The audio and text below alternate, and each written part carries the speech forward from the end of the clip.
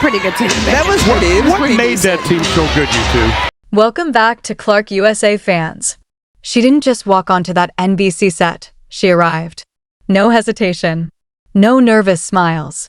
No, I'm just happy to be here energy. None of that. Caitlin Clark walked into that room like she understood something most people don't, that moments like this aren't given, they're claimed. And the second she sat down next to Carmelo Anthony, Vince Carter, and Tracy McGrady, it didn't feel like she was out of place. It felt like she belonged. Like that seat had been waiting for her. But here's the part nobody is really talking about.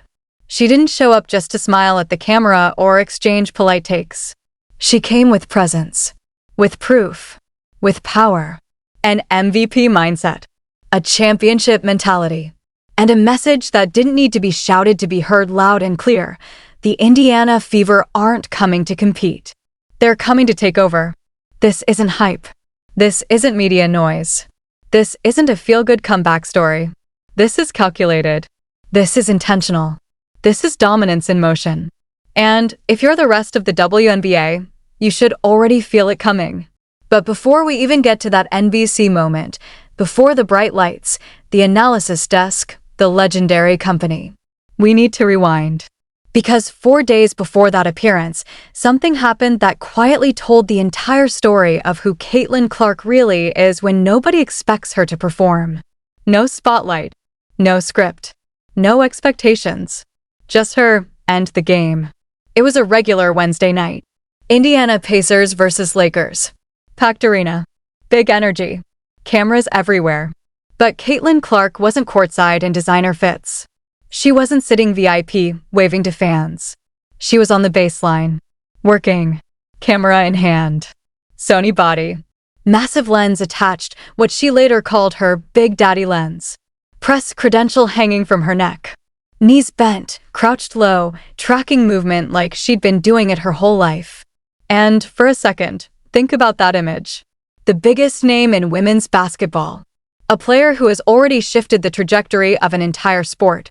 Spending her off-season not resting, not promoting, not protecting an image, but learning, obsessing, falling deeper in love with the game from a completely different angle. Like a second-year photography student trying to build a portfolio. Except this isn't a student. This is Caitlin Clark. And she was all in. When she later told the story on NBC, there was no performance in it. No trying to make it sound cooler than it was. Just honesty. She talked about the camera, the lens, the angle she was trying to get, the excitement of being that close to the action. And then, she said what everyone already knew. She was there for LeBron. No hesitation.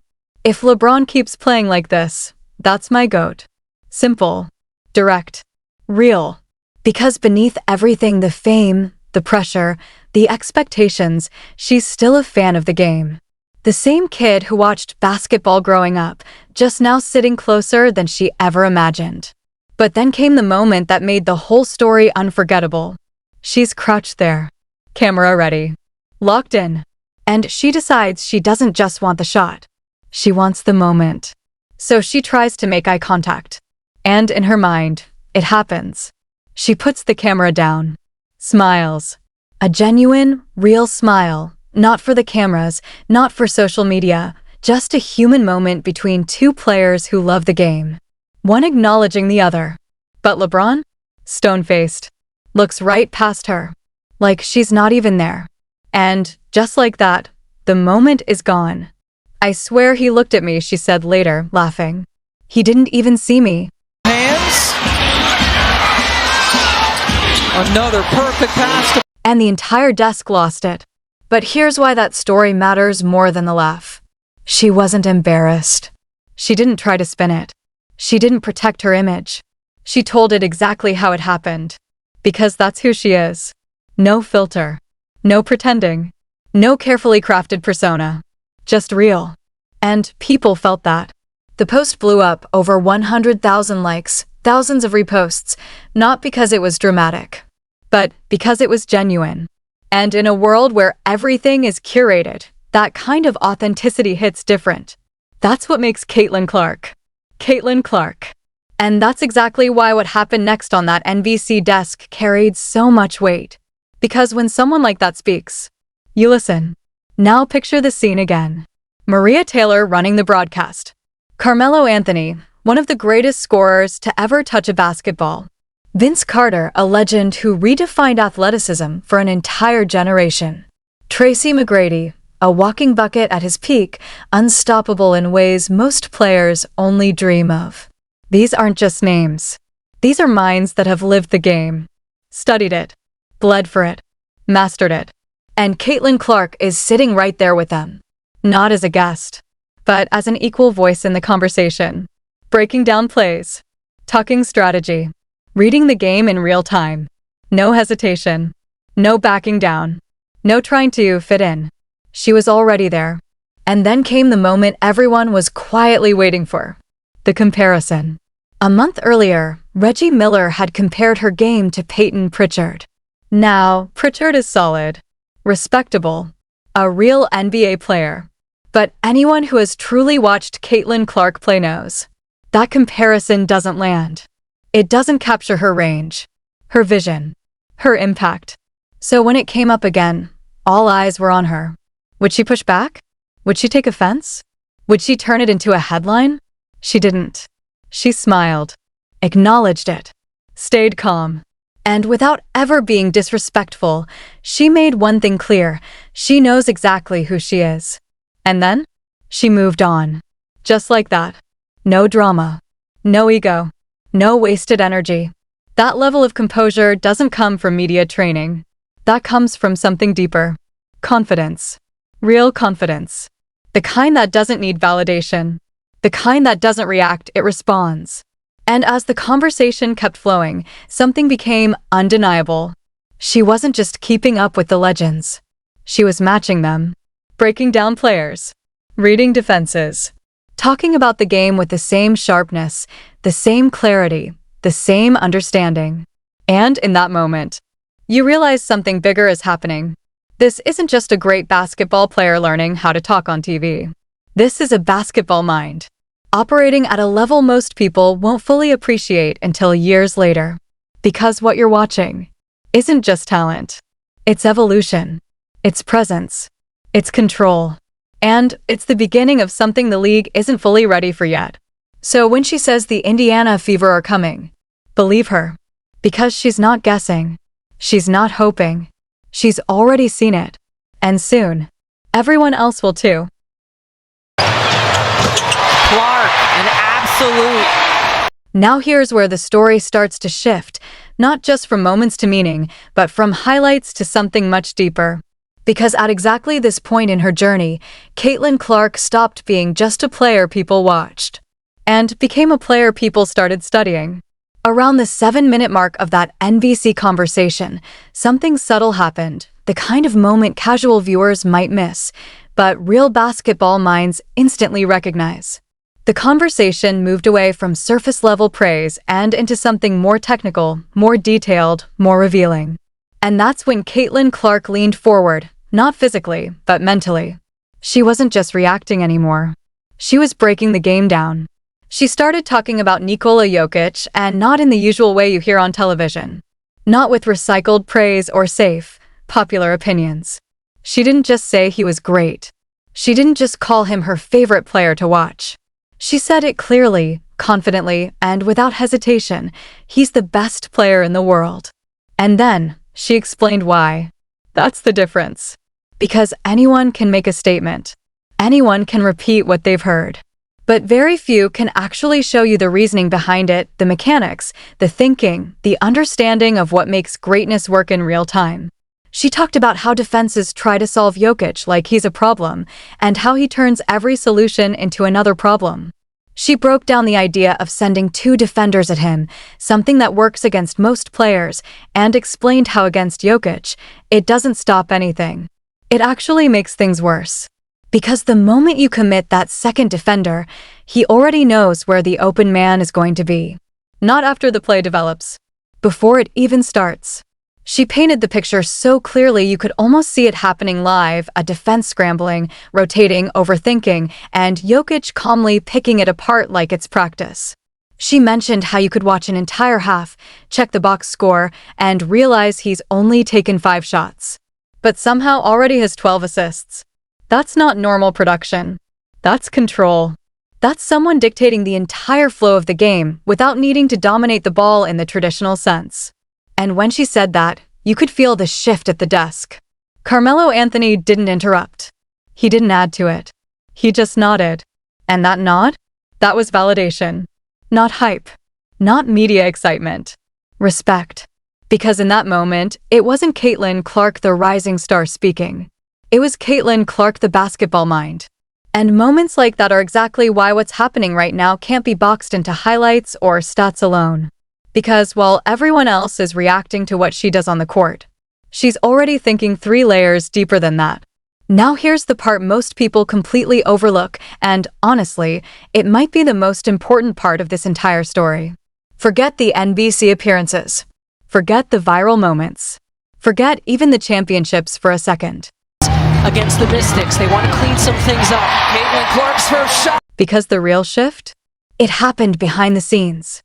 The WNBA's new collective bargaining agreement, the one that took what felt like forever to finalize, carries Caitlin Clark's influence in a way that doesn't show up in headlines, but absolutely changed the outcome. And no, it wasn't because she was sitting in every negotiation meeting. It wasn't because she was drafting legal language or working through contract structures. It was because of something much simpler and much more powerful: her voice. To understand this, you have to go back to how messy those negotiations actually were. For a long time, things weren't moving forward the way they should have been. Talks between the Players Association and league ownership kept circling the same issues. Progress would start, then stall, start again, then collapse. And underneath all of that, there was a tension that wasn't being talked about enough. Some veteran players who already had security, already had established contracts, were more focused on protecting what they had than pushing for something better for everyone. Meanwhile, younger players, mid-tier earners, the ones grinding night after night for salaries that didn't match their impact, they were stuck watching the process drag on, waiting, hoping, needing something to change. And that's when Caitlin Clark stepped in, not aggressively, not dramatically, but decisively. She went on national television and said exactly what needed to be said: get to the table and work it out. No theatrics. No calling people out. No trying to create headlines. Just a direct message from someone whose voice carries further than almost anyone else in the sport. And people listened. Because when someone like her speaks, someone who has both the platform and the respect, it cuts through the noise. The conversation shifted. The pressure changed. And eventually, the deal got done. Later, when she talked about it on that NBC desk, you could hear something in her voice that doesn't show up in stat sheets or highlight reels. Emotion. Real emotion. She spoke about the people behind the scenes, the ones sitting in 10-hour meetings, the ones staying up until 4 a.m., the ones putting in work that most fans will never see. But the part that hit hardest? She made it clear that a lot of that work wasn't even for the people in the room. Against Connecticut. Clark connects on a 3. It was for the ones who weren't there yet. The younger players. The future of the league. The ones who didn't have the platform to demand change themselves. And she said it quietly, but with weight. Because she meant it. Now look at what that deal actually includes. Because this isn't small progress. This is transformation. A 7-year agreement running through 2032. A salary cap starting at $7 million. Average salaries jumping from around $120,000 to nearly $600,000. Minimum salaries crossing $300,000. And for the first time in league history, revenue sharing. A full 20% cut going to the players. That's not an adjustment. That's a structural shift. That's the league finally recognizing something that should have been obvious all along.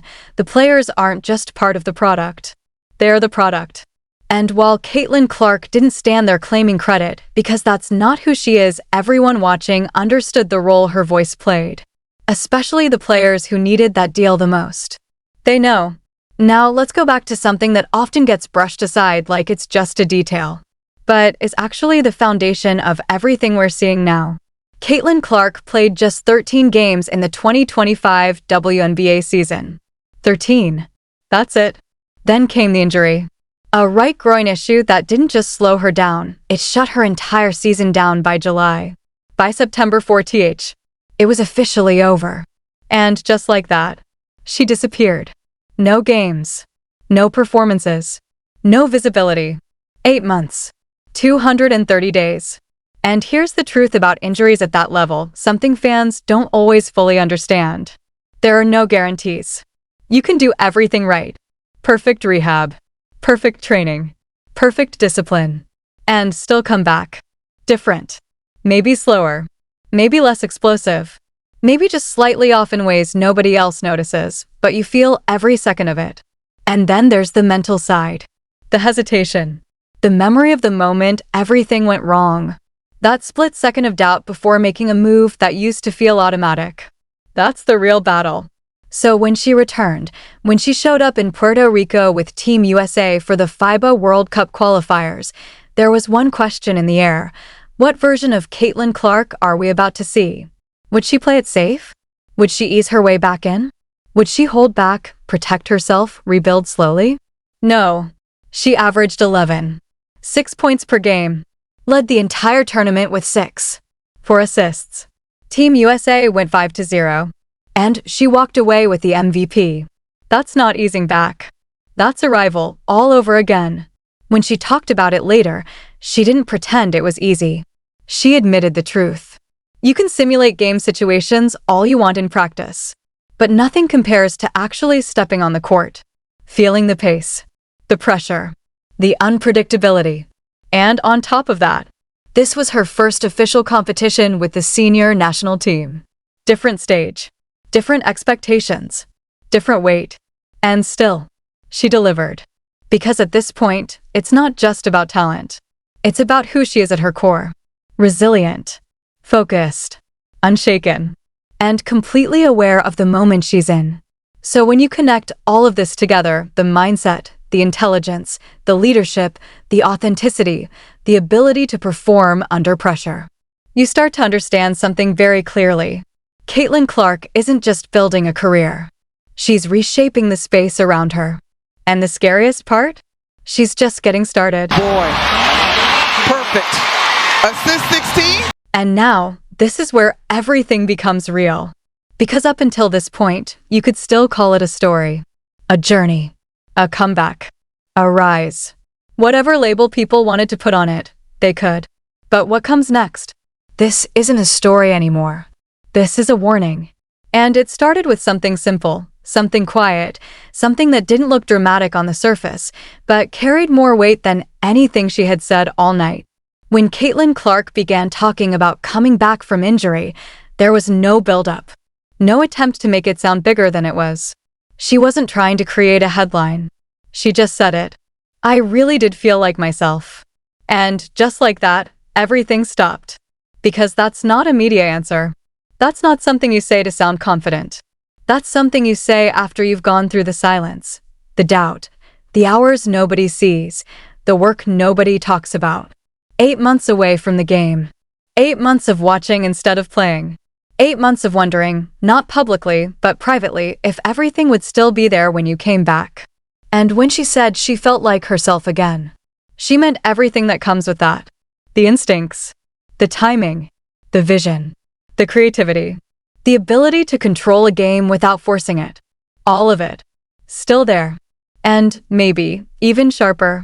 Because hunger changes things. Hunger simplifies things. When you're away from the game that long, you stop taking anything for granted. Every possession matters more. Every decision becomes clearer. You're not guessing anymore, you're locked in. And what makes this even more powerful is the situation she walked back into. She didn't return in a low-pressure environment. She didn't ease into it against weaker competition. She came back on the national stage, with Team USA, with expectations, with pressure, with the entire basketball world watching to see what version of her would show up. And the answer? The best one. Not one of the best players in the tournament. The best. She didn't just participate. She led. 11. 6 points per game. 6 for assists. leading the entire tournament. A perfect 5-0 record for Team USA. And at the end of it all, MVP. That's not a comeback. That's a statement. That's someone walking back into the game and reminding everyone that nothing was lost. If anything, something was gained. Confidence, clarity, control. And she knows exactly what that means going forward. Because when you've been through that process, when you've stepped away, done the work, come back, and proven to yourself that you're still that player, something changes inside you. You stop questioning. You stop hesitating. You stop wondering if. Now it becomes when. And that's exactly the mindset she carried into the next part of that NBC conversation. The part everyone is going to be talking about. The part that turned everything from analysis into a declaration. Caitlin Clark's warning. She didn't raise her voice. She didn't lean forward. She didn't try to build suspense. She just said it like it was obvious. The Indiana Fever are going to be the favorite to win it all. No conditions. No, if we stay healthy. No, if things go our way. Just a clear, direct statement. And somehow, that made it hit even harder. Because it didn't feel emotional. It felt calculated. It felt thought through. It felt real. And right after saying it, she acknowledged something most players try to avoid. Pressure. She knows what comes with making a statement like that. She knows people will hold her to it. She knows every game will be measured against those words. And instead of backing away from that, she embraced it. She said that's exactly what she loves. And that tells you everything you need to know. Because this isn't arrogance. This isn't someone chasing headlines. This is someone who has looked at the situation, the roster, the system, the direction, and come to a conclusion she fully believes in. Now let's break down why she's right. Because this isn't just confidence. This is built on reality. Transition. Oh, that's not gonna waste much. The first piece, and maybe the most important one, is Kelsey Mitchell. Clark didn't hesitate when talking about her. She made it clear. Mitchell is the priority. The running mate. The piece that makes everything work. And if you've watched Indiana play, you understand why. Mitchell is a problem. A consistent, reliable, high-level scorer who averaged over 20 points per game. First team All-WNBA. A player who can create her own shot at any moment. A player defenses cannot ignore. And when you put her next to Caitlin Clark, everything changes. Because now defenses don't have a safe option. You can't double Clark without leaving Mitchell open. You can't focus on Mitchell without giving Clark space. Every decision becomes a risk. Every rotation becomes a gamble. And over the course of a game, that pressure builds. Possession after possession. Mistake after mistake. Until something breaks. That's what makes them dangerous. Not just individually, but together. And now, with the new CBA in place, something else shifts in their favor. For the first time, players like Mitchell don't have to leave just to secure financial stability. They can stay. They can build. They can commit to something long-term. And that changes everything. Because now, teams aren't constantly rebuilding. They're growing. And Indiana? They're right at the center of that growth. But it doesn't stop there. Clark also touched on something bigger, something that goes beyond one team or one season. Expansion. When she entered the league, roster spots were limited. Opportunities were scarce. Too many talented players, not enough room. But now, that's changing. New teams. New markets. More opportunities. More players staying in the league instead of going overseas. More talent developing within the system. And that growth? It's real. You can see it. You can feel it. Players coming out of college now believe something they weren't sure of before, that a professional career here is sustainable. That it's worth pursuing. That it's possible. And Indiana is living proof of what happens when that belief meets the right situation. They've gone from overlooked to must-watch. From small venues to sold-out arenas. From background noise to the center of the conversation. And Caitlin Clark understands all of it. She knows she's part of that shift. But more importantly, she knows how to build on it. So when you stack everything together, a fully healthy Caitlin Clark coming off an MVP performance on the international stage, Kelsey Mitchell as a proven elite scorer and perfect backcourt partner, a new financial structure that keeps talent in place, a league expanding with real momentum, and an organization committed to winning. This isn't just a good team. This is a problem. A real one. For everyone. The warning has already been given. The expectations are already set. And the season hasn't even started yet. Every team knows her name. Every coach is preparing for her. Every player understands what's coming. Because this isn't the same Caitlin Clark they saw before. This is a version that's been tested, refined, hardened. 8 months away. An MVP return. A championship mindset locked in. And now, sitting calmly, confidently, in complete control. She's told the world exactly what to expect. The Indiana Fever will be the team to beat. But here's the reality. Words don't win championships. Games do. Possession by possession. Shot by shot. Decision by decision. Against the best competition the league has ever seen. So now the question changes. It's no longer about whether she can back it up. It's about everyone else. Does any team in the WNBA have the pieces, the strategy, the discipline, the nerve to stop what's coming? Because the clock is already ticking. The arenas are already filling. The anticipation is already building. And when that first whistle blows, we're going to find out very quickly. Was this confidence? Or was this prophecy? And when the storm finally hits, will anyone be ready for it?